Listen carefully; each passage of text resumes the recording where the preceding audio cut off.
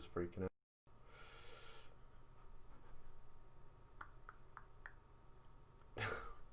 Perfect.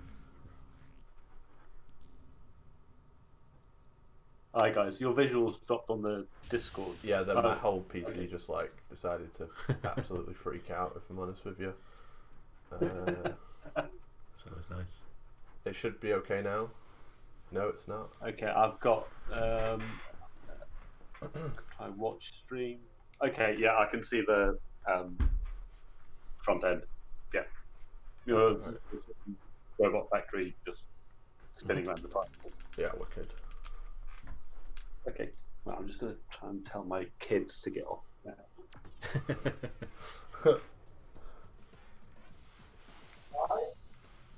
And they've put us out live. Sorted. Hi everyone. I'm Apachesmash. I'm Tasty. We are going to be Hello, running. I'm David Doak. Yeah, welcome David. We're going to be running TimeSplitters 2 any percent co-op, and we've got David Doak, who was the game designer for the game, joining us, which we're pretty excited about. Mm-hmm. So we're going to be running the game on easy, and there's a lot of reasons. Not only because it's faster, but because the damage scaling is so much lower, we can do a lot more things that we wouldn't be able to do on different difficulties. Like boosting's a big one. Most of the time, when we're shooting at each other, it's not just for fun; it's actually faster. It's sometimes for fun, but you can actually boost one another, and the guards can boost you as well. So we'll always try and shoot the guards who are in our way, but where they're behind us, where they're going to be behind us for a long time, we'll leave them, so they'll do damage to us and push us forward. Mm-hmm. There's some of the little tricks we're going to do as well. That's interesting. I hadn't realised you'd be boosting each other. As much as possible, yeah. So they're going to start the timer for me, but we'll go in 3, 2, 1, go. So yeah, TimeSplitters 2, it's 10 levels. The levels for me are all really memorable because they're so different from one another. They're set in all different parts of time, some in the past and some in the future as well. Siberia is one of my favourite levels. We're gonna go underground, and there's a little trick that we do right at the start where Adam's going to stand in front of the security camera, which will set the alarm off, and it will bring a guard through a door that we'd normally have to open. Yeah. Okay. Yep. So this can open this door for us, and we can just go straight through. Normally, you would have to go up and press a button in order to get through that door. So it's a little speed tech that you can do in co-op. Mm-hmm. Okay. I'm just going to fill. And he's doing some. He's doing the destroy the satellite dish objectives. Yeah. Yeah, so that's okay. Yeah, that's definitely one of the biggest things of co-op is that I can do different parts of the missions while Pat does a different part. Well, Pat's so ahead now that he can basically run to the end of the level and fill the last quotas. Meanwhile, I'm literally just trying to race in there and go and stand on the end trigger of the level, because that's also another one as well. I can go and stand at different places while he does a different part. Yeah, so there's no cheating, getting out of bounds or anything to end the level, because the end level marker won't spawn until you've completed everything. So what we'll do, as Adam was saying, on most levels, is the other player will just stand in the place where it will spawn, ready for when the objective completes. Just to trigger it out there. Cool. It's a good way of preventing people from completing levels early, hiding that level marker. So interesting. Even though this dam is kind of inspired by Goldeneye, the artist who built it, Rob Steptoe, wasn't from Rare. He was even the guy who joined us at Free Radical, and it was pretty much his idea. He just said, we were doing TimeSplitters 2. We were letting artists pick environments that they wanted to do, and he said, "Oh, can I do a dam?" So it's kind of like a homage to Goldeneye. So that was the starting point. I was actually going to ask you that. I was thinking that this morning when I was having my brew. I was like, "Wait, they both start on dams." Yeah. But this game, it's kind of in a way a spiritual successor to GoldenEye, right? Like it's a first-person shooter, but you're not kind of like held back by following what the movie wants you to do. You do what you want with it, but I suppose it's more like Perfect Dark, but for a FPS is generally control better on the mouse and keyboard, but I've always found TimeSplitters to be really playable with the controller. It's my favourite FPS to play. This game has like converted me to using inverted controls for some reason. I don't know what about it, but it runs really smooth. Oh gosh, that's interesting. Yeah, so because that's one of the things, particularly with GoldenEye, it's one of the things that has dated a lot. GoldenEye had the, there's only the one stick on the controller, the N64, but obviously on the TimeSplitters 2 generation consoles, it's all dual analog.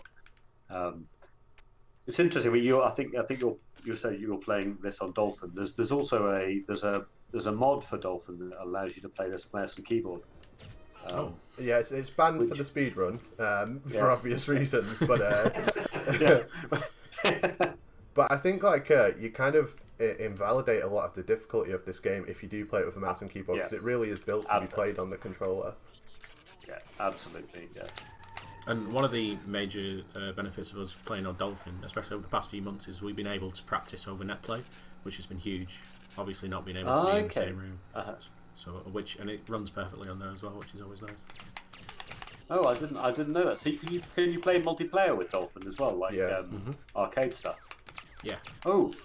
A lot's been done because of Smash Brothers Melee in making it easier to play online, and that's becoming like a huge community now. But it's any GameCube game. If you fiddle around with them, you can definitely, be playing online with your friends, which is great. Yeah, if you fancy a 1v1, David, we can go after the stream.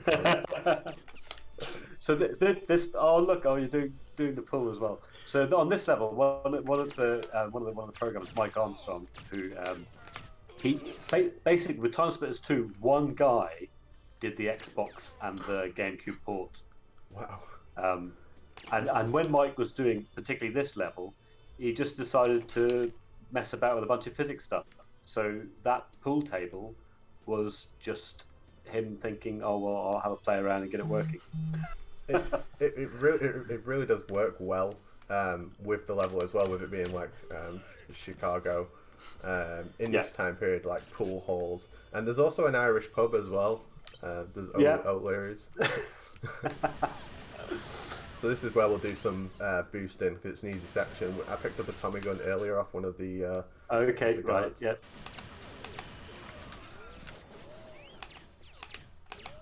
Get some boosting done. So for a marathon run, we'll try and, we wouldn't do that as often as we'd do if we were just going for the best time, because you are still harming the other player, and if the health's low, at risk of dying, much slower.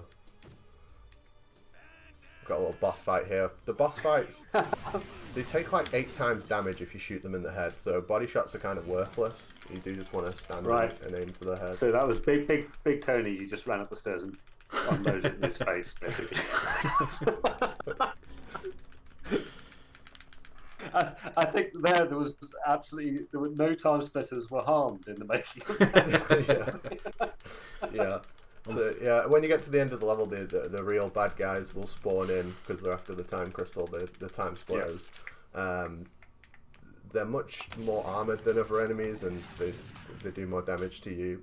But we don't see too many of those in the run because we get out of there as soon as we got the time crystal generally. This is probably the hardest level. Yeah. I think it's the hardest level in this. It's definitely one that the most amount of things can go wrong on. Yeah. Someone on Twitter the other day, I saw a run with you do the same thing where you split up to get underneath the feet of the portal demon. No, you don't. We try and spawn it in as early as possible, but we'll be on the top floor, and then we'll just shoot in the head. But we're both going to do the whole level on fire. So obviously, if we touch the maidens, we'll get a game over screen. Right.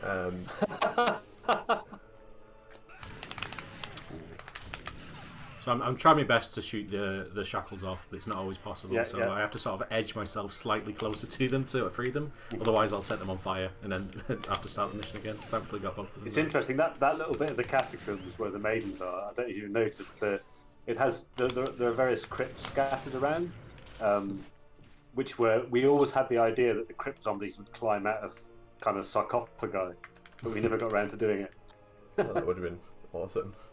It's one of my favourite levels in terms of design, with like the spiralling staircases and the unholy church theme. And it's crazy because again, this is Carl Hilton, who was on GoldenEye as well. Carl just wanted to build Notre Dame, so he built that interior, and then a lot of these levels, the gameplay was built around the level.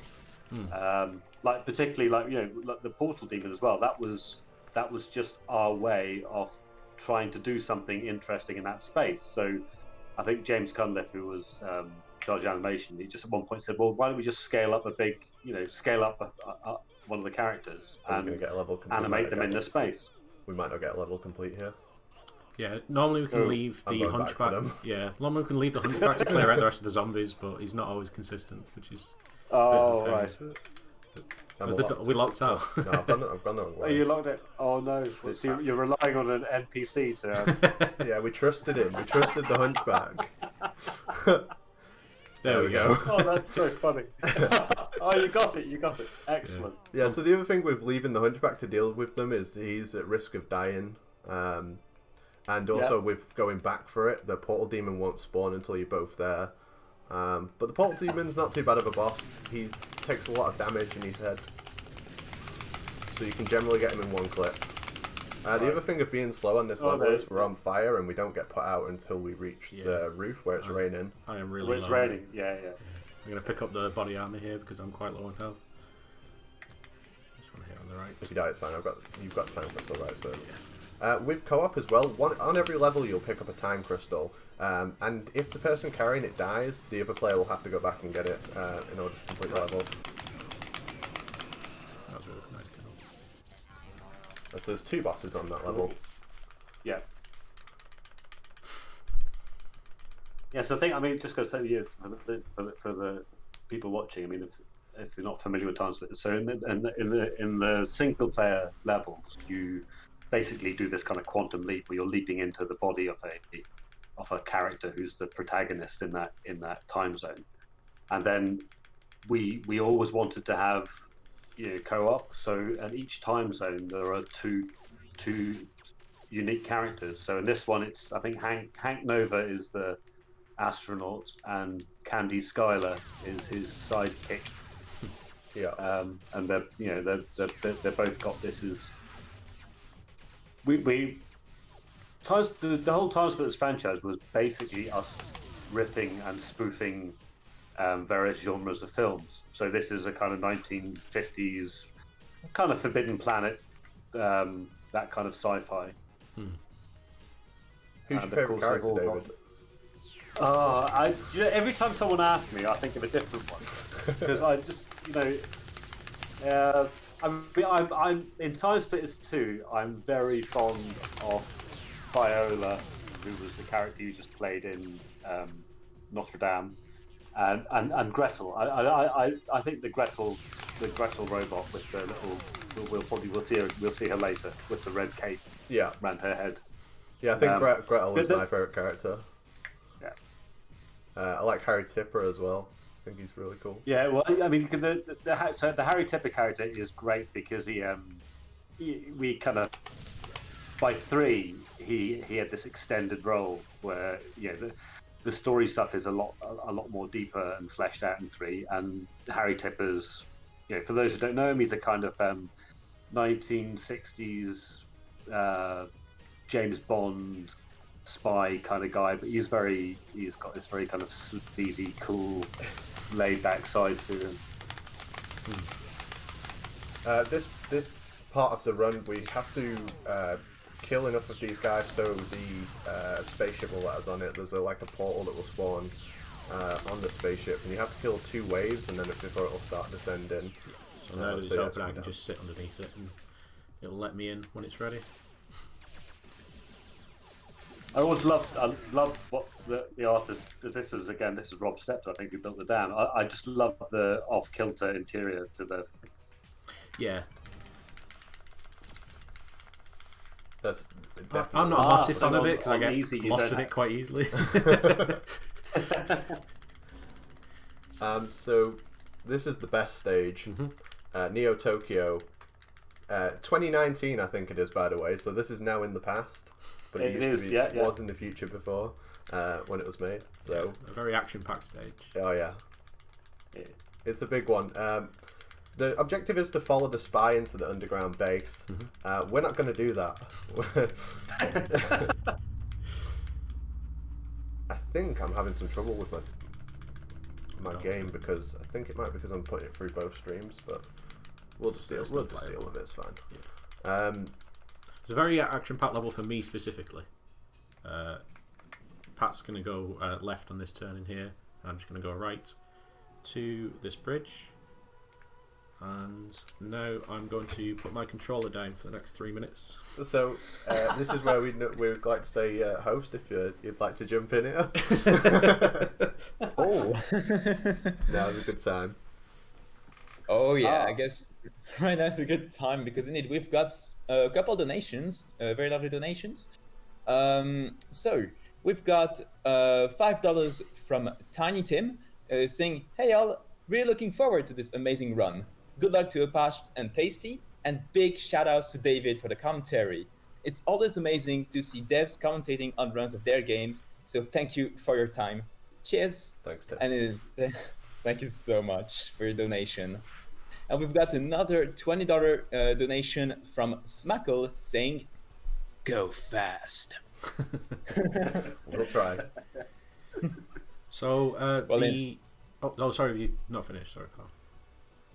Oh, I was just going to say, just so John, thank you so much for your donations. But if you've got anything to say right now, now is the time to say, because I mean your insight right now is excellent. So David can't see, but the stream could probably spot a little Easter egg in the back of the camera. If Pat, you'd like to. Yeah, so we've got Second Sight playing in the background. Second Sight's another game David's a huge part of, and can we have a second one? Second Sight. Oh yes, well yeah.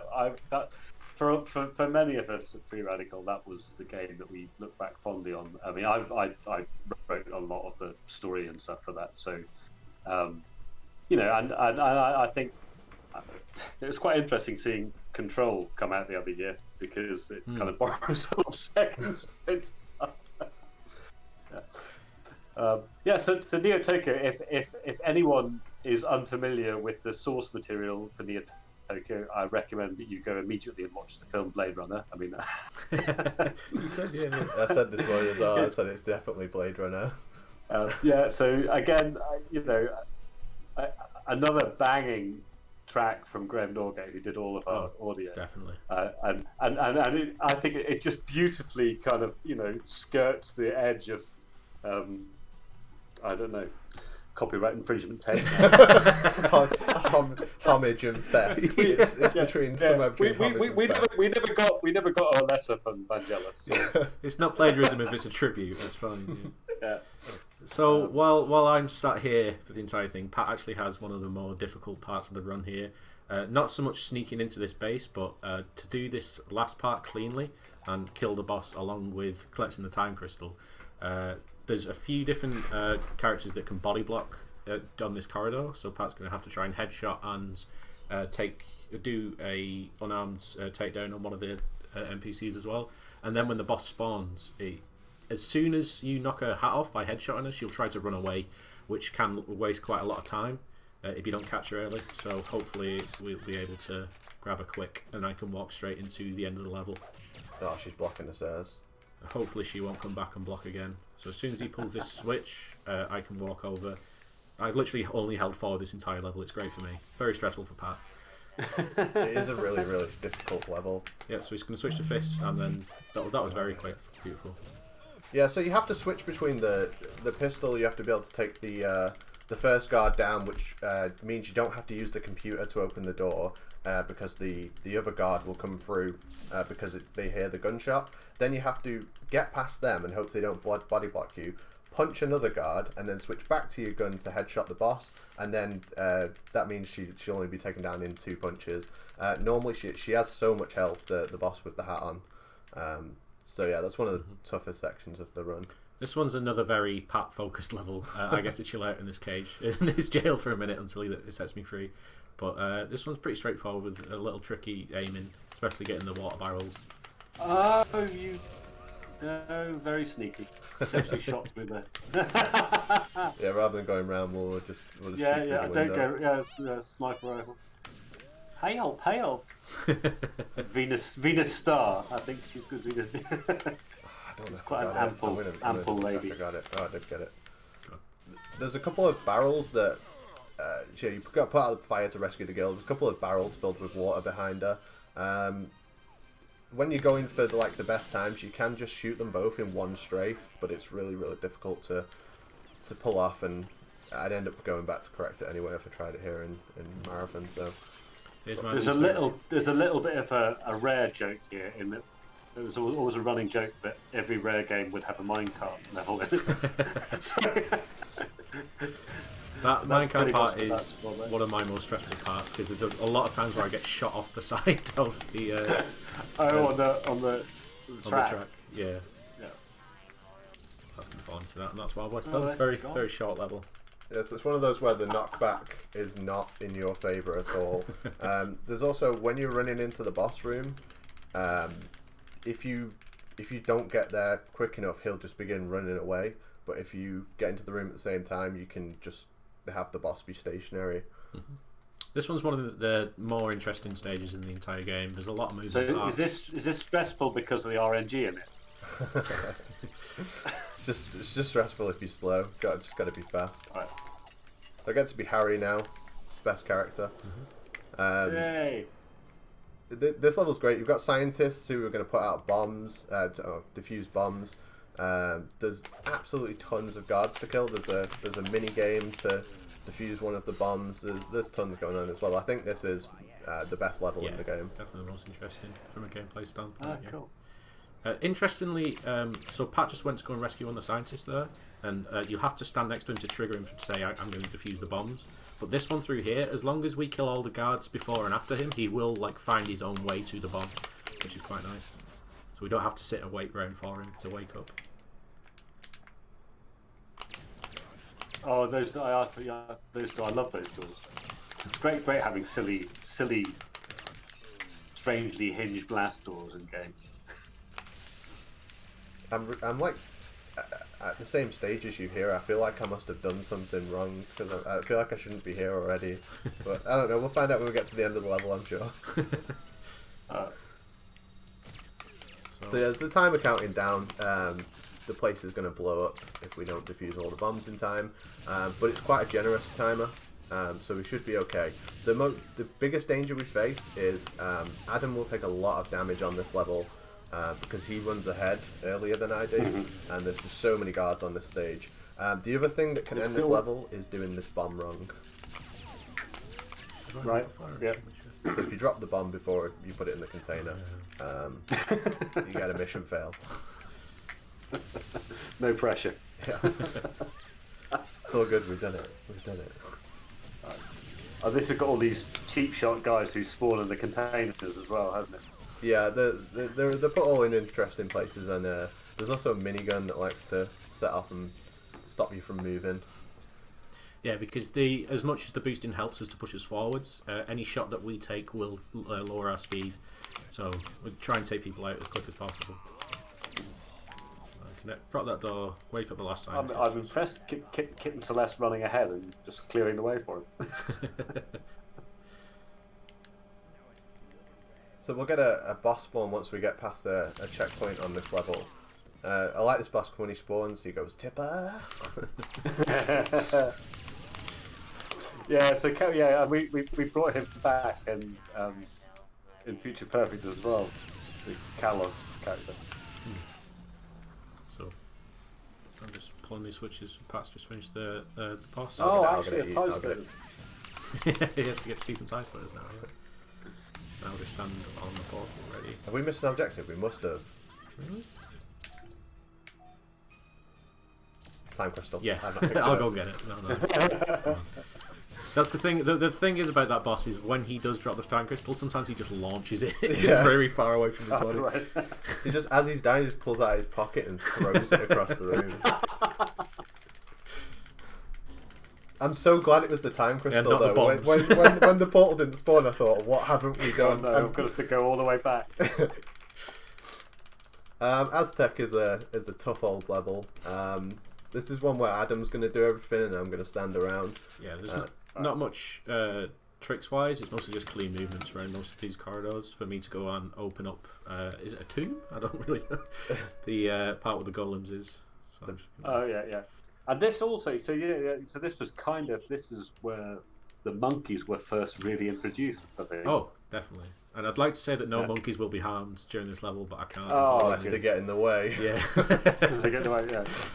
Well, they're up in trees throwing explosive melons or something. Yeah, and they can open the at the end of the level. We've got to knock some golems into holes in the floor. Yeah. And the monkeys will occasionally throw watermelons, which will open them as well. So we're at risk of falling in.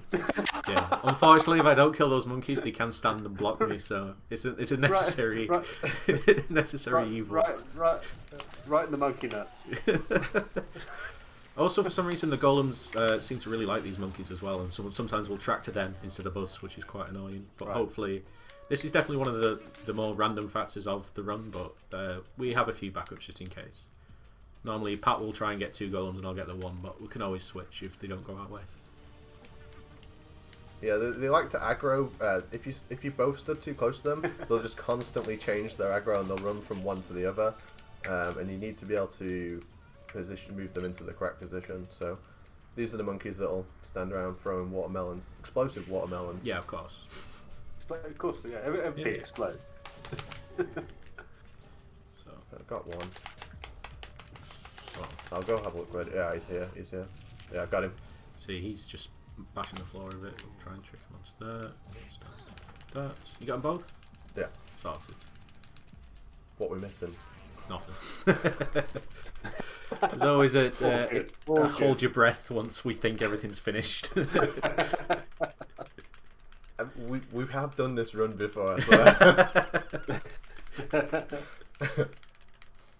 But yeah, that's a real nerve-wracking level because it's just really easy to fall in and die, and the golems sometimes don't cooperate as best they can. Robot Factory is another level absolutely filled with enemies. There's a lot of boosting in this level, a lot of completing different objectives at different times in order to speed up the level. And this is where you play as Gretel Mark II as well. And R109, I think. R109, yeah.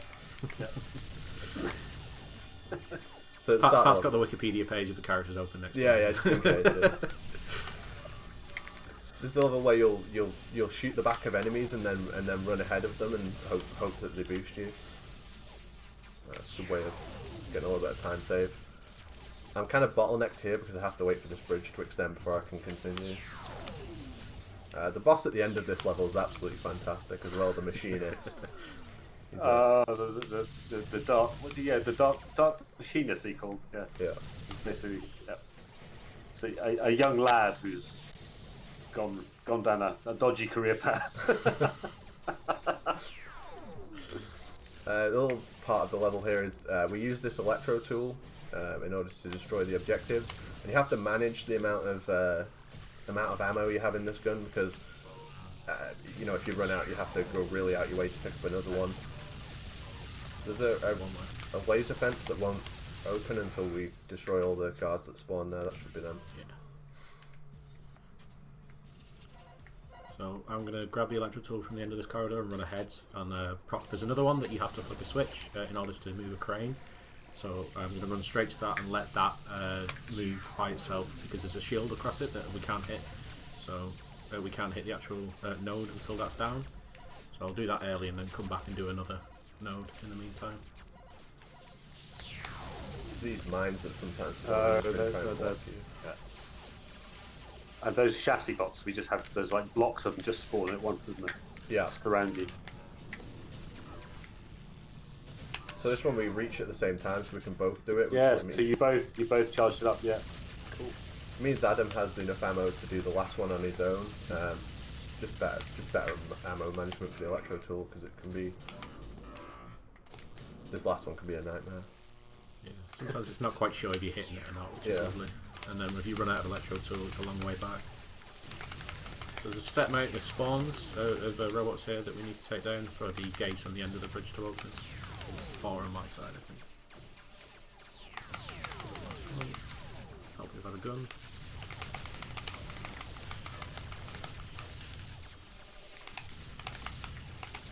This fence at the end won't disappear until we've killed a certain number of enemies. He says. Yeah.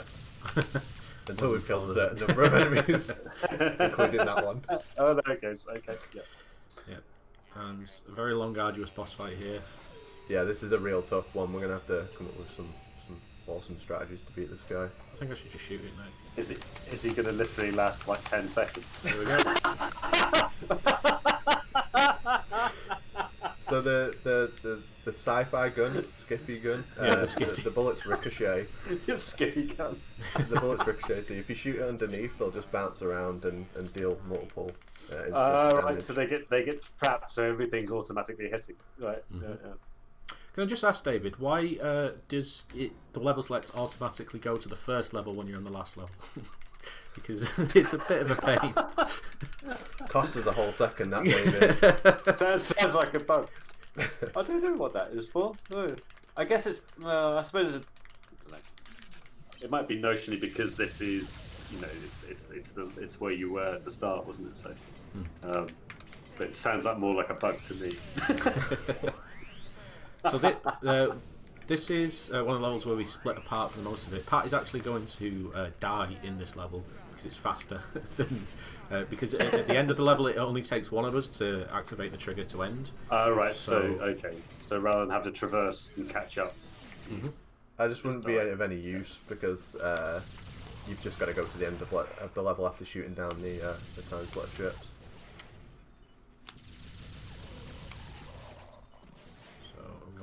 Take the lead here, go down to the TimeSplitter ship. Try and kill these guys. We had a lovely run before. Oh, the little baby TimeSplitters. The little baby cost us about 10 seconds in our previous run because it managed to, in this room that Pat's in, one of the babies went into the door and managed to reopen it again, resetting the timer, which was lovely. Oh, God. It's one of those where it happens in the practice run, so you know it won't happen in the real run, which is good. I'd be devastated if that happened now. But yeah, we're going to shoot down the TimeSplitters. Ships. I'm really not good at this. Yeah. I think I'm the worst at this. Adam, whenever we run it together, Adam's just making fun of my ability to shoot down these ships. Yeah, this is exactly as easy as it looks. Any ships that are missed is definitely Pat's huge mistake, and there's no reason why you should be missing a single one of these. Actually, her boxes on them are actually quite wonky. Sometimes, with the amount of bullets being sprayed, you just shoot them, some of them go down, but some of them will just slip past you without you realising. Yeah, you're at risk of dying as well because obviously you're out in space, so your health's draining. And also there's a TimeSplitter that can spawn on the left of you and deal damage to you, so that's why I just picked up the body armor just for a bit of safety. Well, I'm waiting. This door will only open as soon as Pat's shot down all the TimeSplitters, so this is another example of us splitting up and always complete the level last time. Lovely. So now it's all down to me. So now Adam's going to do something in order to time getting on top of the lift. He doesn't want to. He wants to call a lift, but he doesn't want to get actually in the lift. He wants to get on top of it in order to do kind of a glitch to get off the elevator faster. So what he's going to do is run back and pick up the minigun, which is like a way of just timing where the elevator is. So when he gets too back, many runs where I've managed to fall off the elevator because I've been shot down by a TimeSplitter that I just do that for safety now. So I'm actually stood on top of a light fitting on top of the elevator. You're just out there bleeding out in space, basically. yeah, just waiting to die. Doing the hit react. So this is the home run as long as Adam does it fine. He's gonna jump off the lift. He's gonna lose a lot of health for doing it. Yeah, I hope I've got enough health for this. I'm gonna find out. Oh no. So that's 100% authentic. That's what it sounds like when someone dies in a vacuum. Yes. Yeah. Did you actually go to space and test that as part of like the game? Well, that is I just had the budget for it. That's it. That's TimeSplitters. Thank you very much for joining us, David. It was a real honour to to Yeah, do this run. Well, it looked like it went very smoothly. We wish the run was longer, to be honest, because we spent more time with you. But unfortunately, yeah. Well, we could do it again. I mean, how much longer does it add to it when you go to the higher difficulties? I expect it's quite a lot. Definitely. Well, not only is there more objectives, but the fact that you take a lot more damage means that there's a lot more risk of dying. You have to play a lot safer. We can't boost as much. So this one is definitely the most fun for co-op because I get to shoot Pat in the back. So yeah, we're gonna try maybe this in the future on a high difficulty and possibly learn second sight as well. Speedrun second sight. Oh well, it would be great to commentate on something like that because there's a lot of things in there. But that was great fun to watch. Well done, guys. Thanks. Yeah, thank you very much. Yeah, GG, definitely. First off, definitely thank you so much to David for joining in for this because it's not every day you see a developer for a commentary in a marathon. So thank you so much. My pleasure. For coming over. And of course, do give a follow to both runners, so to both Apache and Tasty, because it's been really amazing. Before we move on to the next run, are there any last words you'd like to say to the chat? Yeah, definitely. Thank you very much, everyone, for tuning in. Myself and Pat actually run a mystery game tournament. We've been doing over the lockdown online. We've been doing it over the past few weeks, and we're actually up to the semi-finals, which will be tomorrow. So if anyone wants to tune into that, I'd be very thankful. That's on twitch.tv/TastyFoxMan. Should be 3 o'clock tomorrow. But yeah, thank you very much, David, again. It's been an absolute pleasure. No worries. Good game. All right. Up next, we've got VSR Void Space Racing. So it looks like we're going to go very fast in space, which is definitely a very good combination to have. 100% easy about Ulvind. So definitely we'll be getting to see that in a short intermission.